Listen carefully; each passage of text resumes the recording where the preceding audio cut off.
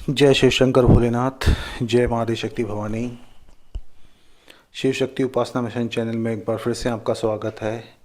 आज की इस 10 महाविद्या सीरीज़ में हम लेकर आए हैं माँ मातंगी के बारे में।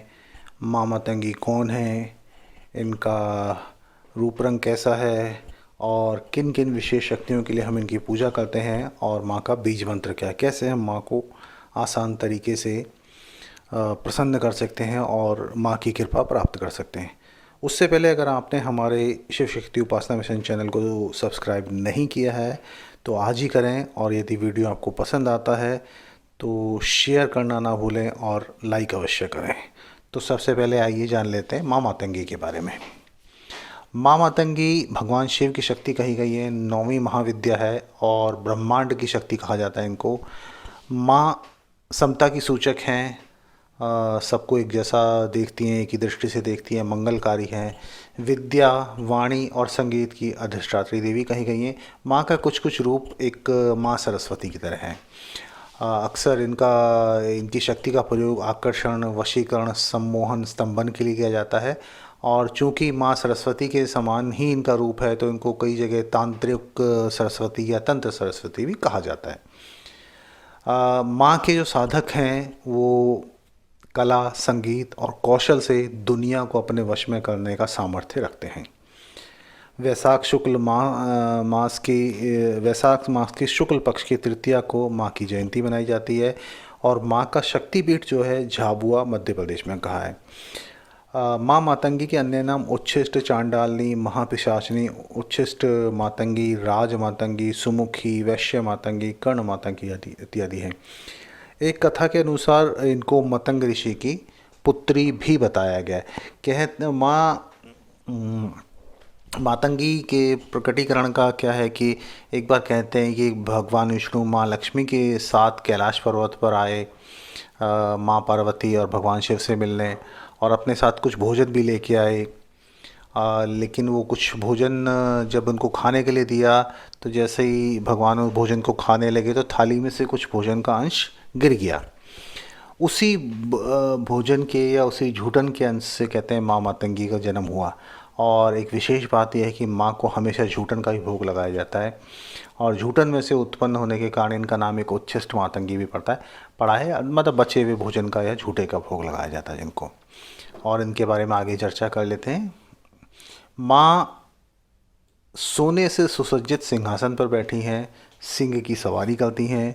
माँ बहुत ही ओजपूर्ण है। माँ के 3 नेत्र हैं, सिर पर मुकुट धारण कर रखा है, मस्तक पर अर्धचंद्र है, केश खुले हुए हैं माँ के और 4 हाथ हैं। लाल पादुका माँ ने धारण कर रखी है, लाल माला है, लाल रंग के ही माँ ने वस्त्र पहने हैं। और वर्ण कई जगह गहरा हरा बताया गया है, कई जगह नीला बताया गया है। माँ ने सोने के आभूषण धारण कर रखे, हाथों में तलवार है, फंदा, अंकुश, खड़ग, जपमाला, वेद, धनुष बाण, शंख, पाश, छत्र, त्रिशूल, कपाल वो जिसके ऊपर तोता बैठा, वीणा। अलग अलग रूपों में कई जगह माँ का वर्णन है। कई जगह फंदा, अंकुश, खड़ग है, जपमाला है, कई जगह त्रिशूल दे रखा है, छत्र है। तो अलग अलग रूपों में अलग अलग जगह माँ का वर्णन है। एक जगह ये कि माँ के हाथों में गुंजा के बीजों की माला है, दाएं हाथों में वीणा पकड़ी हुई है, वीणा और कपाल है, और बाएं हाथ उनके खड़ग है। कई जगह दिखाते हैं अभय मुद्रा में। तो अनेकों रूप हैं माँ के। और माँ सरस्वती के समान ही माँ मातंगी भी वीणा धारण की है और कला और संगीत की देवी मानी जाती हैं। माँ के साथ हमेशा तोते साथ रहते हैं जो कि वाणी और वचन के प्रतीक माने गए हैं। अब माँ की पूजा क्यों करते हैं और क्या क्या माँ की अन्य विशेषताएं हैं, किस तरह का माँ का सिद्धियाँ हैं। देखिए, माँ मातंगी प्रकृति, कला, तंत्र और वचन की देवी मानी गई हैं। साथ ही साथ ये भगवान शंकर और माँ पार्वती के भोज्य की शक्ति भी कहा जाता है इनको। पशु, पक्षी, जंगल, जितनी भी प्राकृतिक चीज़ें, जितनी भी नेचुरल चीज़ें, इन सब तत्वों में माँ का वास कहा गया है। माँ अन्न धन देती हैं, माँ वाक सिद्धि देने वाली है, माँ सौभाग्य प्रदान करने वाली है। माँ अपने जातक को, अपने साधक को संपत्ति प्रदान करने वाली है, अभयदान देती है माँ। जो है माँ का साधक जो होगा बड़े ही मंत्र मुग्ध वाणी बोलता है, जिसकी वजह से पूरे संसार में सब समस्त जगह में ख्याति प्राप्त करता है और शास्त्रार्थ में विजयी रहता है। ऐसा व्यक्ति विवेकवान होगा और माँ की कृपा से ज्ञानवान होगा। माँ मातंगी श्री लक्ष्मी स्वरूपों मानी गई हैं और माँ सरस्वती की पूजा के समान इनका लाभ मिलता है। माँ की पूजा आराधना करने से कष्टों से मुक्ति मिलती है और यदि किसी कन्या के कुंडली में या कन्या की जिंदगी में विवाह का दोष कोई है तो माँ की पूजा करने से वो भी समाप्त होता है। माँ की पूजा करने वाले साधक जो हैं वो अध्यात्म के क्षेत्र में बहुत ही उत्तम माने गए हैं। वेद वेदांग का उनको ज्ञान हो जाता है, उपनिषदों का उनको ज्ञान हो जाता है, पुराण के ज्ञाता कहे गए हैं और देवज्ञ समान सम्मान प्राप्त करते हैं। माँ की पूजा करने वाले सर्व सिद्धियों को प्राप्त करते हैं और सर्व विद्या संपन्न माने गए। सभी तरह का मिश्रण, माँ की पूजा एक तरह से समस्त सिद्धियों को देने वाली, समस्त लाभों को देने वाली, बुद्धि विद्या ज्ञान कला सबके क्षेत्र में माँ बहुत ही अच्छा फल देती हैं। माँ की पूजा करने से बुद्धि और विद्या का विकास होता है। कला के क्षेत्र में भी ऐसा इंसान प्रगति करता है। अक्सर जो संगीतज्ञ होते हैं या कला के क्षेत्र में अच्छा नाम कमाने वाले थे उनके ऊपर अवश्य माँ मातंगी की कृपा रहती है। माँ मातंगी की पूजा करने वाला सुखी समृद्ध दाम्पत्य जीवन व्यतीत करता है और समस्त तरह के सभी तरह के भोग विलास उसको प्राप्त होते हैं। यदि किसी की ज़िंदगी में कभी भी माँ के प्रेम की कमी हो या माता को कोई कष्ट हो या किसी भी परेशानी में फंसे हुए, दिक्कत में फंसे हुए, भूख से पीड़ित हैं या किसी भी चीज़ से पीड़ित हैं, माँ मातंगी को ध्यान कीजिए, अवश्य आपका कल्याण होगा, अवश्य ही माँ आपकी पुकार सुनेंगी। कई जगह जहाँ इनको तामसिक रूप में तांत्रिकों द्वारा भी पूजा जाता है और माँ को किसी ऐसे भोग विलास की ज़रूरत नहीं है। माँ बहुत ही सिंपल मन और वचन से ही तृप्त होने वाली है। माँ की कृपा से आपको इष्ट के दर्शन भी होंगे। माँ की कृपा से आपकी कुंडली जागृत हो जाएगी। माँ की कृपा से आप काल का ज्ञान प्राप्त कर सकते हैं। आपकी वाणी में दिव्यता आ जाएगी। माँ की पूजा करने से किसी तरह का जादू टोना आप पर असर नहीं करेगा। समस्त ग्रह बाधा शांत होगी। कोई भी आपके शत्रु होंगे वो शांत हो गए। माँ की पूजा से सब तरह के इंद्रजाल को आप काट सकते हैं। सभी तरह के विघ्नों का नाश आप कर सकते हैं। और माँ के लिए विशेष क्या है कि आदिवासी जनजाति में अत्यधिक प्रिय मानी गए हैं। माँ की बहुत पूजा आदिवासी जनजातियों में की जाती है और माँ का जो एक विकराल रूप है वो राक्षसों का नाश करने के लिए माँ ने इस तरह का रूप धारण किया है। और जैसा मैंने आपको बताया कि माँ को जूठन का भोग लगता है और इकलौती एक यही माता है जिनके लिए कोई व्रत नहीं रखा जाता। अक्सर प्लास और मल्लिका पुष्पों से युक्त बेल पत्रों से माँ की पूजा की जाती है और कहते हैं कि जिसने माँ मातंगी को सिद्ध कर लिया है ना, उसके जीवन में कुछ और सिद्ध करना शेष नहीं रह जाता।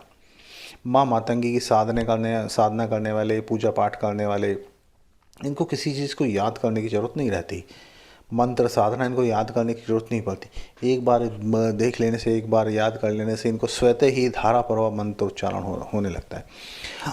और कहते हैं कि जिसे संसार में कहीं भी सहारा नहीं मिलता, कहीं भी आसरा नहीं मिलता, उसे माँ उच्छिष्ट चांडालनी अपनाती है और माँ साधक को वो शक्ति प्रदान करती है जिसे समस्त ब्रह्मांड की संपदा भी उस साधक के सामने तुच्छ सी नजर आती है।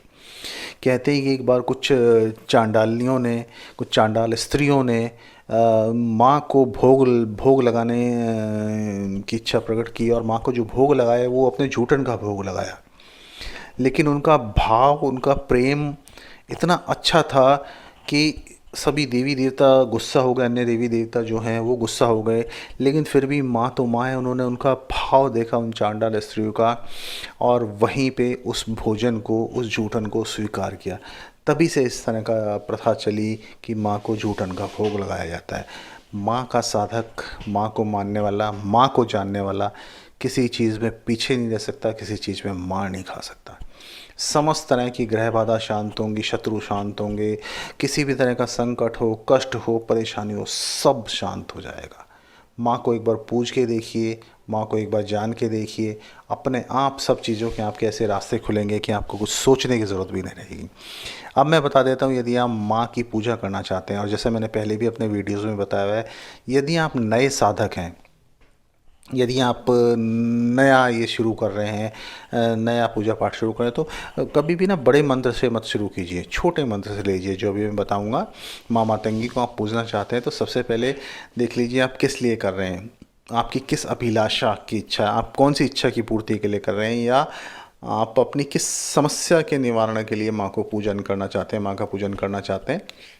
तो सबसे पहले नहा धोकर अपना शुद्धिकरण कर लीजिए और शुद्ध वस्त्र पहनकर, साफ वस्त्र पहनकर आसन बिछा लीजिए, उस पर बैठ के थोड़ा सा गंगा जल लें और अपने ऊपर छिड़क लें, अपना शुद्धिकरण कर लें, थोड़ा सा पी भी लें। फिर संकल्प करने के लिए बाएं हाथ में थोड़ा सा गंगा जल लीजिए, 1 चम्मच, उसमें फूल डालिए, चावल और रौली डालिए और दाएं हाथ से ढककर अपने संकल्प का उच्चारण कीजिए। जैसे कि मान लीजिए आपको धन संबंधी समस्या है, तो आप ये उच्चारण करेंगे कि मैं माँ मातंगी का आह्वान कर रहा हूँ और वो मेरे धन संबंधी जो भी समस्या है, पैसे थैले की जो समस्या है, उसको दूर करें। या आपके अपने किसी शत्रु से परेशान हो तो कहिए जी मैं उस शत्रु से छुटकारा पाने के लिए, उस शत्रु से दूरी बनाने के लिए, वो मेरे से अपनी दुश्मनी ख़त्म कर दे, मैं माँ का ये विशेष पूजन कर रहा हूँ। इसके बाद फिर जब संकल्प लेंगे तो आप बोलेंगे कि माँ का जो मंत्र है, अभी जो मैं मंत्र बताऊंगा, उसका आप कितने दिन तक उच्चारण करेंगे, कितने दिन तक कितनी माला पूजन करेंगे, कितने दिन तक वो आपका संकल्प है। जैसे कि आप नए साधक हैं तो आप 5 दिन भी रख सकते हैं, 11 दिन रख सकते हैं, 21 दिन, 31 दिन, 51 दिन, 108 दिन, जितना भी आपका सामर्थ्य है। और मंत्र के बाद आप डिसाइड कर लीजिए कि आप प्रतिदिन कितनी माला करेंगे, 5 माला करेंगे, 11 माला करेंगे, 21 करेंगे, 31 करेंगे, 108 करेंगे। जो भी आपने संकल्प कर लिया उसमें आपको नाम बोलना है, पिता का नाम बोलना है, किस स्थान पर आप रहते हैं, और ये सब चीज़ें बोल के फिर जब आपका संकल्प पूरा हो जाए तो उसको ज़मीन पर छोड़ दीजिए। ठीक है। और इसमें ये स्पष्ट आप ध्यान रखिएगा कि जो भी आप पूजा करें वो प्रतिदिन एक निश्चित समय पर करें। सुबह का आप संकल्प लें तो बस रोज़ाना आपका 5-10 मिनट ऊपर नीचे हो जाए, उसका कोई समस्या नहीं है, अदरवाइज़ आपका टाइम लगभग वही सेम रहना चाहिए। अब पूजन की विधि देख लीजिए। जब भी आप पूजन शुरू करेंगे, सबसे पहले आपको गणेश जी का पूजन करना है। एक रुद्राक्ष की माला अवश्य अपने साथ रखिएगा। एक वही माला है जिस पे तकरीबन सभी मंत्र हो जाते हैं, छोटे बड़े जो भी आपको अप्रोप्रिएट साइज लगता है। एक रुद्राक्ष की माला गौमुखी में रख के आप उसको भी गंगा जल से शुद्ध कर लीजिए, फिर पूजन शुरू कीजिए। तो सबसे पहले गणेश जी का पूजन करते हैं, उनको धूप दीप अर्पित कीजिए। भोग के तौर पर उनको बेसन का लड्डू अर्पित कीजिए, या कोई बेसन का लड्डू ना हो तो कोई और मिठाई भी अर्पित कर सकते हैं।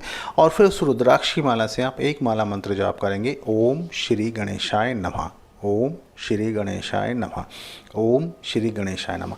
इस तरह आप एक माला मतलब 108 बार इस मंत्र का उच्चारण करेंगे। ये आपका गणेश जी का पूजन हो गया। इसके बाद हमें भगवान शिव का पूजन करना है। यदि आपके पास तस्वीर है, शिवलिंग है, जिस भी तरह से है, नहीं तो आप मानसिक रूप से उन्हें याद करके और जो भी मूर्ति है, तस्वीर है, उसके आगे धूप दीप दिखाइए, सफ़ेद मिठाई या अन्य कोई मिष्ठान जो भी उपलब्ध हो उसका भोग लगाइए, और फिर रुद्राक्षी माला से ही एक माला मंत्र का जाप करेंगे, ओम नमः शिवाय ओम, ओम नमः शिवाय ओम, ओम नमः शिवाय ओम। ये आपको एक माला करनी है, मतलब 108 बार इस मंत्र का आपको जाप करना है। इसके बाद आ जाते हैं हम माँ के पूजन पे। माँ की तस्वीर आपके पास है, बहुत अच्छा है, माँ मातंगी की तस्वीर, नहीं तो कहीं प्रिंट करा लीजिएगा। नहीं कुछ हो पाता कोई भी इंतजाम, कोई बात नहीं, आप माँ दुर्गा में ही माँ मातंगी का स्वरूप मान के उनकी पूजा कर लीजिए। माँ का पूजन कीजिए, उन्हें धूप दीप दिखाइए, और जो फल मिठाई मिष्ठान जो भी आप लाए हैं वो उनको अर्पित कीजिए। उसके बाद फिर निश्चित संख्या में जितना भी आपने अपने संकल्प में निर्धारित किया है उतना आप जाप कर लीजिए। जाप करते कोशिश कीजिए कि आपका ध्यान जो है माता की मूर्ति या तस्वीर पर लगे। माँ के चरणों को देखने की कोशिश कीजिए, माँ को देखने की कोशिश कीजिए, माँ की संपूर्ण मूर्ति को देखने की कोशिश कीजिए।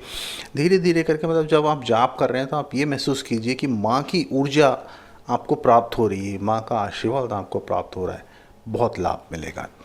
इस तरह से करके डेली का आपको जाप करना है, और प्रतिदिन समाप्ति के बाद पाठ जब आपका ख़त्म हो जाए, जितने भी माला मंत्र आपने किया है, तो दोबारा से माँ से अपने जो भी आपकी रिक्वेस्ट है उसको बोलिए, जो भी आपकी प्रार्थना है वो बोलिए।